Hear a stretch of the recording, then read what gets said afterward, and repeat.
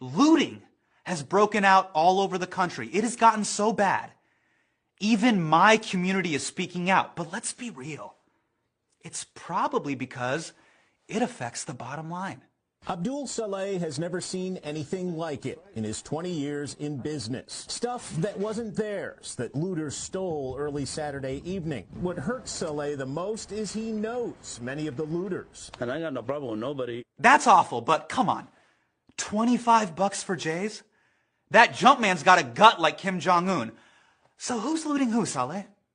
Clearly, there are a lot of people who own small businesses and are feeling the pain. Why are they doing this? Ye pagalpan kya hai? What does this solve? And I understand that frustration. Especially when you think about the countries that we come from. India, Pakistan, Bangladesh, Sri Lanka, Egypt, Libya, Palestine, Iraq, Iran, Syria, Vietnam, Cambodia, China, Japan, Laos, the Philippines. Depending on when you immigrated, I know this, you came to this country for order and stability. We don't want it to be as fucked up as back home. That's why we're all in our living rooms and we're like, ye pagalpan kya hai? Ye log kya kar rahe hain? Why can't they just follow the laws? But imagine if you lived in a country where the color of your skin got you killed for driving, jogging, sleeping, yelling, parking, babysitting, sitting in a van, selling CDs, selling cigarettes, opening the door, walking at night, wearing a hoodie at night, holding a toy gun, lying on the ground, being homeless, being in a dark stairwell, holding a cell phone, having a broken taillight, exercising horses, having a bottle of pills, shopping at Walmart, holding a BB gun at Walmart, holding a phone in your own backyard, eating ice cream in your own house, and shopping. You would say that is a lawless country. Who the fuck is running the show? Al-Shabaab? By the way, hands down, funniest sounding terrorist organization. Sounds like you're about to order falafel, not carry AKs in the back of a Toyota. So hold on, why are we shocked that people are asking for revolutionary change? Dude, we support revolutions overseas. The Intifada, Hong Kong, Arab Spring, Myanmar, CAA, NRC protests, Tiananmen Square, fucking throwing stones at tanks, that is our shit. And we can't empathize with the protesters? We can't seem to fathom the same knee of oppression that kills in Gaza could be the same knee of oppression that killed George Floyd? Look, I can't speak to what it's like to be black, but I know how we talk about black people. And it is fucked up because it is a microcosm of America. Asians, we love seeing black excellence. Barack, Michelle, Jay, Beyonce, give me the Travis Scott 4s. We spent the last 5 weeks praying at the altar of Michael Jordan. How could we be afraid? We love black America. Yeah, on screen and our living rooms. But if a black man walks into your living room or wants to date, God forbid, marry your daughter, you call the cops. Dude, do you know what we call black people? We call them kala. It means black, not in a good way. If someone in your family is dark-skinned, we clown them. We call them kallu. Look at kallu. Our Bollywood stars do skin whitening commercials so we don't look black. Thank you, Britain. It is bad to be black in Desi culture, even though we all wish we were black. You don't think that affects how we view black people? 20% of Muslims in America are black. We don't even like praying at the same mosques. If they show up at the masjid, we're like, yo, is Farrakhan here? That is the great hypocrisy. We love seeing how high a black person can ascend in America, but we have done nothing to raise the floor. That is what these protests are about. And the worst part is, we're in this country because of protest, because of the civil rights movement. The only reason so many of us are here is because of the Immigration Act of 65. That law rode the wave of the Civil Rights Act of 64. Think of the chess moves.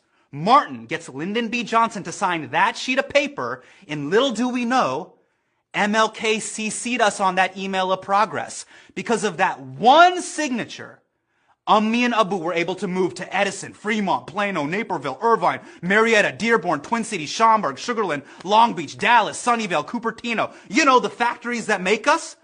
Also that you could eat fucking Bandhu Khan instead of being in Karachi. But hey, it's not our fight, right?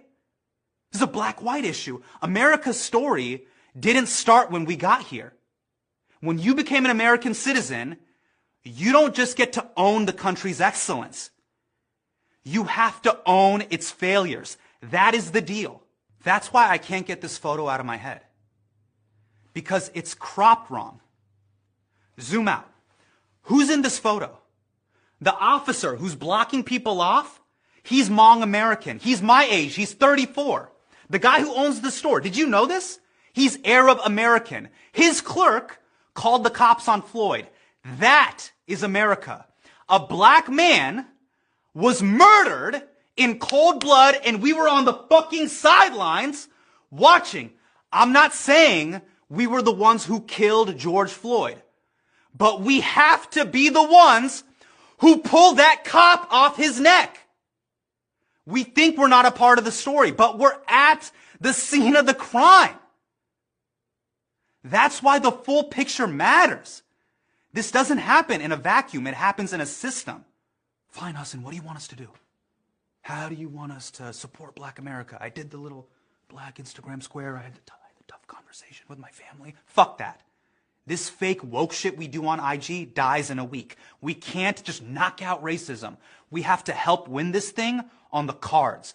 We have to donate our money and time to black organizations, to all the doctors. Offer free healthcare to protesters, tech people. Help black businesses get online. You work in IT, set up a router. You pass the bar? Good. Ami and Abu are proud. Work pro bono for protesters. Pfizer doesn't need any more billables. Everything helps. Be like Rahul. He let protesters hide from police in his home. You don't even need a degree to do this. You just need a Sharpie. Because we have got to get our civics, law school nerd shit on right now. Two things, legislating and voting. That changes history and it scales. These are a few things we all got to get behind. And this applies to everyone. Number one, end qualified immunity. It protects cops from lawsuits and holds them to a different set of standards than the rest of us. There's a bill in Congress right now. Make sure it gets traction. Harass your member of Congress. Call the landline. If you can make bots for a Jordan drop, make bots that will call your member of Congress. Next, demilitarize the police. We saw this 2 months ago. Doctors are waddling around in garbage bags, but now our cops are LARPing like Master Chief in Halo? No. 3, this is very important. Vote out corrupt local officials, because this buddy-buddy bullshit between prosecutors, DAs, and the cops is the reason that police officers never serve time. You have to Google when the election is, vote locally, and get new officials into the system. That's on all of us. Number 4, this isn't for everyone. This is for Keith Ellison. Keith, I know you are watching. You were the Attorney General in Minnesota, and you have this case now. Come on, man. How many Muslim fundraisers have you and I gone to where we pray for the community? We ought to make dua. We cannot just make dua. You need to charge and prosecute all 4 officers as hard as you possibly can. They have got to go to prison. We can't let this moment slip away. Millions of people around the world have taken to the street to afford us this moment. Set the precedent so the next time a cop has his knee on a black man's neck, he will see it for what it is. Murder.